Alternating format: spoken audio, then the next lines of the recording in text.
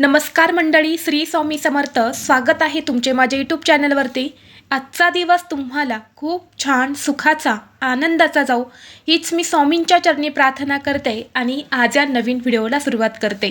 उद्या 2 मार्च 2026 वार सोमवार आणि या दिवशी आलेली आहेत होळी. हिंदू पंचांगानुसार फाल्गुन शुक्ल पक्षातील पौर्णिमा तिथीला होळीचं दहन केलं जातं. या पौर्णिमेला हुताशनी पौर्णिमा असे म्हटले जाते आणि या पौर्णिमेच्या दिवशीच संध्याकाळी होळीचे दहन केले जाते, म्हणजे होळी पेटवली जाते. संपूर्ण देशभरामध्ये होळीचे दहन जे आहे तर ते केले जाते, परंतु वेगवेगळे नियम असतात. वेगवेगळ्या पद्धतीने ही होळी जी आहे तर ती साजरी केली जाते. होळीचा सण हा आपल्या हिंदू धर्मात अत्यंत महत्त्वाचा मानला जातो. या दिवशी होळी पेटवून तिची पूजा केली जाते. धार्मिक मान्यतेनुसार होळीच्या अग्नीत आपल्या जीवनातील सर्व अडचणी, दुःख, कुटुंबातील समस्या, नकारात्मकता, इडापिडा जळून खाक होते आणि जीवनात पैसा, सुख, संपत्ती, समृद्धी, आरोग्य मिळते. त्यामुळे होळीच्या दिवशी विधिवत होळीची पूजा करून आपल्या आयुष्यातील सर्व दुःखांची समाप्ती होण्यासाठी होलिका मातेला प्रार्थना केली जाते. आता या होळीच्या दिवशी होळी दहन केल्यानंतर म्हणजेच होळी पेटवल्यानंतर त्या होळीच्या अग्नीमध्ये अनेक विविध गोष्टी, अनेक वस्तू जी आहेत तर त्या अर्पण करण्याची परंपरा आहे. आपल्या महाराष्ट्रामध्ये पुरणपोळीच्या नैवेद्यासह नारळसुद्धा अर्पण करण्याची प्रथा आहे. खरं तर पहा, आपल्या हिंदू धर्मामध्ये नारळ म्हणजेच श्रीफळाशिवाय कुठलंही शुभ कार्य किंवा कोणतीही पूजा जी आहे तर ती पूर्ण होत नाही. नारळाशिवाय ती पूजा अपूर्ण मानली जाते. या होळीच्या दिवशी होळीमध्ये नारळ अर्पण का केला जातो? तसेच होळीमध्ये प्रत्येकजण नारळ अर्पण करत असतो, परंतु हे नारळ अर्पण करताना 99% लोक एक चूक करतात आणि म्हणूनच तुम्हाला नारळ अर्पण करूनही त्याचं फळ जे आहे तर ते मिळत नाही. आणि म्हणून आज व्हिडिओमध्ये मी तुम्हाला अतिशय महत्त्वाची माहिती सांगणार आहे.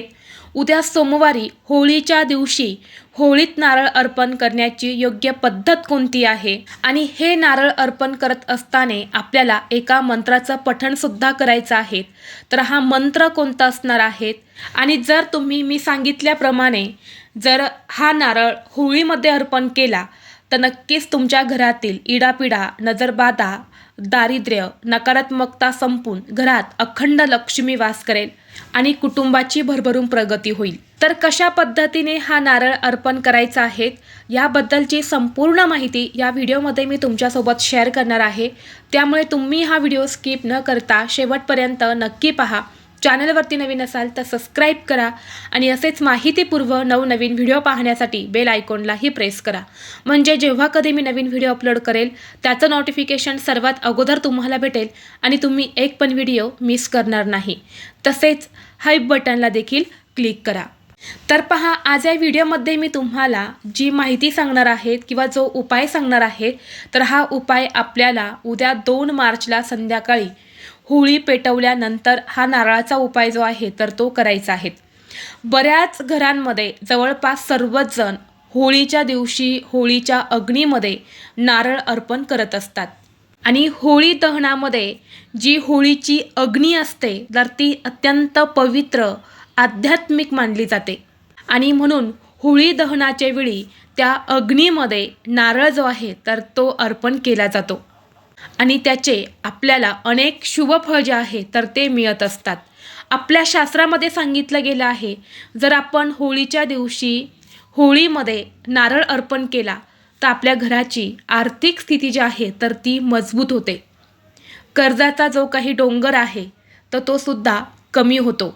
म्हणजेच काय, एखाद्यावरती एखादं कर्ज असेल, मग ते कुठलंही कर्ज असेल, घराचं, गाडीचं, जमिनीचं, तर ते कर्ज जे आहे तर ते दूर होतं. तसेच आपल्या घरामध्ये लक्ष्मी म्हणजेच पैसा हा स्थिर राहतो. आपल्याला पैशांची कमतरता ही भासत नाही. तसेच होळीच्या अग्नीमध्ये हा नारळ अर्पण केल्याने घरातील सर्व सदस्यांना होलिका मातेचा शुभ आशीर्वाद हा प्राप्त होतो.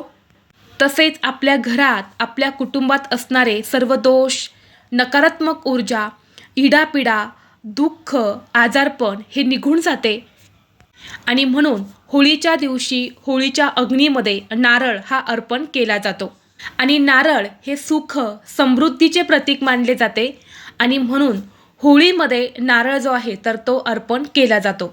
आता तुम्हाला समजलं असेल की होळीमध्ये नारळ का अर्पण केला जातो.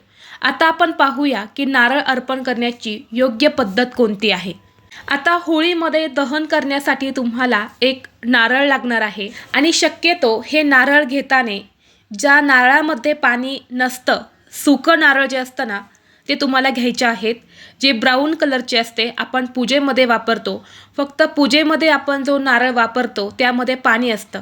नारळ घेताना आपण नारळ असा हलवून पाहतो, ज्यात पाणी वाचतं तर तो नारळ आपण घेत असतो.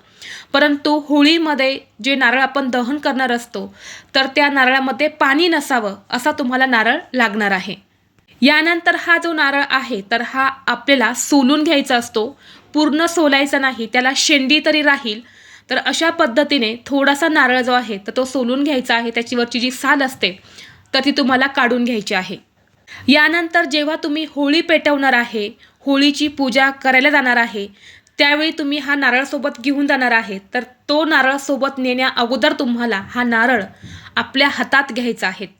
धरण्याची पद्धत म्हणजे नारळाची शेंडी ही पुढच्या साईडने असावी अशा पद्धतीने नारळ हा आपल्या हातात घ्यायचा आहे आणि यानंतर हा नारळ तुमच्या संपूर्ण घरातून तुम्हाला फिरवायचा आहे.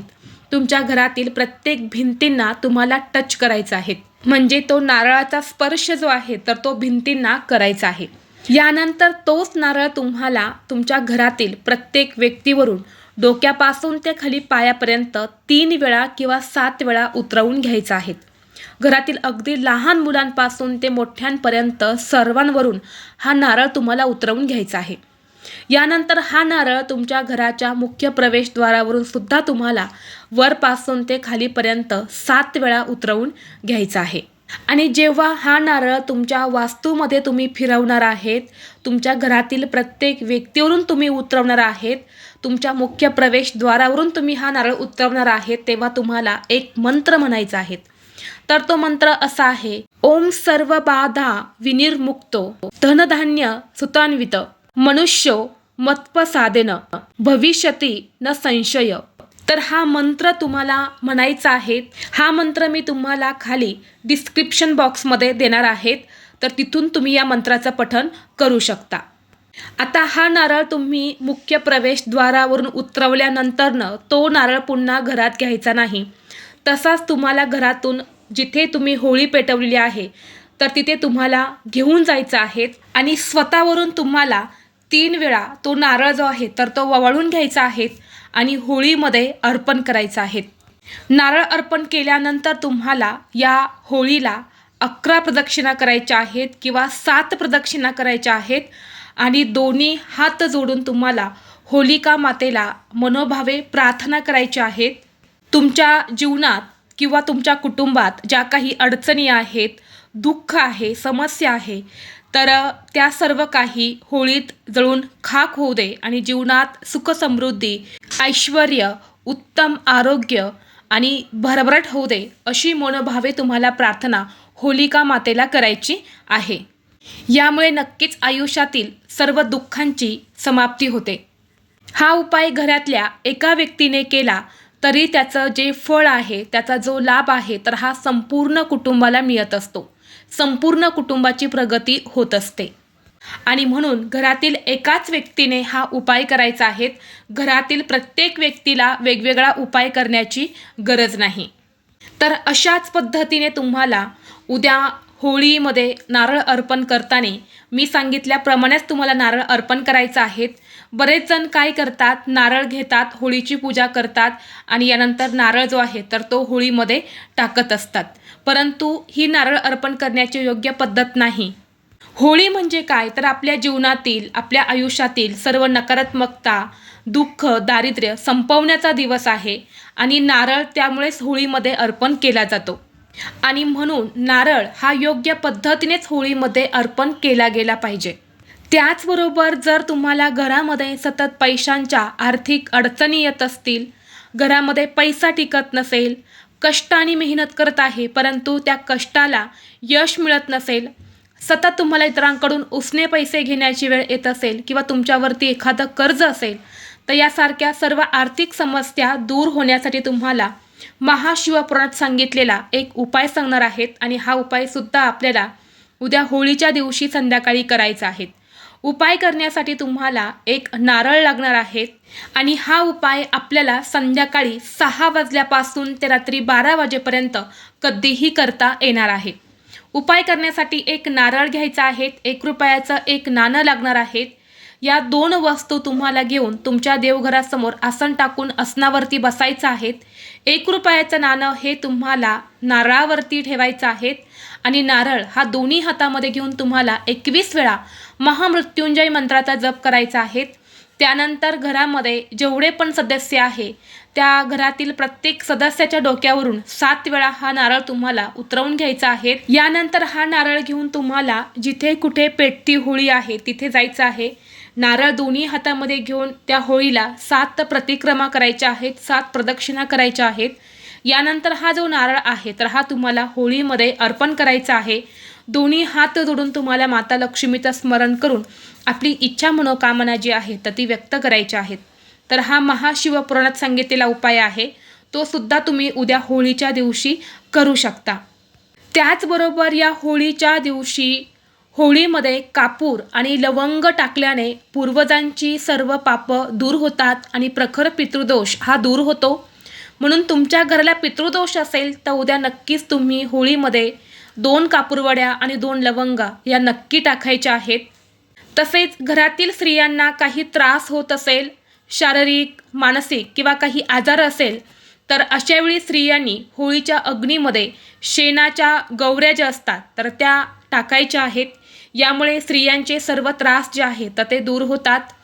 तसेच पैशासंबंधित समस्या असतील तर उद्या तुम्हाला होळीमध्ये तूप अर्पण करायचं आहे. यामुळे माता लक्ष्मी ही प्रसन्न होते आणि अपार यश संपत्ती ही प्राप्त होते. तसेच लग्नासंबंधित काही समस्या येत असतील, लग्न जमत नसेल किंवा योग्य स्थळ येत नसेल तर उद्या तुम्हाला होळीमध्ये चिमूटभर सिंदूर घेऊन होळीच्या पवित्र अग्नीमध्ये टाकायचा आहे. हा उपाय मुलं आणि मुली दोन्हीही करू शकतात. तसेच तुमची भरपूर दिवसापासून रखडलेली कामं असेल, ती कामं पूर्ण होत नसेल, कोणत्याही कामामध्ये तुम्हाला यश मिळत नसेल, तुमच्या इच्छा मनोकामना पूर्ण होत नसतील तर उद्या होळीच्या दिवशी तुम्हाला होळीला गुलाल अर्पण करायचा आहे, होळीला गुलाल लावायचा आहे आणि होळीपाशी तुम्हाला 4 मुखी दिवा लावायचा आहे. म्हणजे तो होळीमध्ये पेटला पाहिजे अशा पद्धतीने हा दिवा तुम्हाला प्रज्वलित करून अगदी होळीच्या जवळ ठेवायचा आहे. मग हा दिवा तुम्ही कणकेचा घेतला किंवा मातीची पंती घेतली तरी सुद्धा चालेल. फक्त 4 दिशेला 4 वाती येतील अशा पद्धतीने चौमुखी दिवा तिथे तुम्हाला लावायचा आहे. तर अशा पद्धतीने हे काही छोटे मोठे उपाय जे आहेत तर ते आपल्याला उद्या होळीच्या दिवशी करायचे आहे. तर ही अत्यंत महत्त्वाची माहिती मला तुमच्यापर्यंत शेअर करायची होती. व्हिडिओ तुम्हाला आवडला तर लाईक करा, चॅनलवरती नवीन असाल तर सबस्क्राईब करा आणि हा व्हिडिओ आपल्या मित्रपरिवारासोबत जास्तीत जास्त शेअर करा. चला तर मग भेटू असंच पुढल्या एका नवीन व्हिडिओमध्ये. तोपर्यंत सर्वांना श्री स्वामी समर्थ.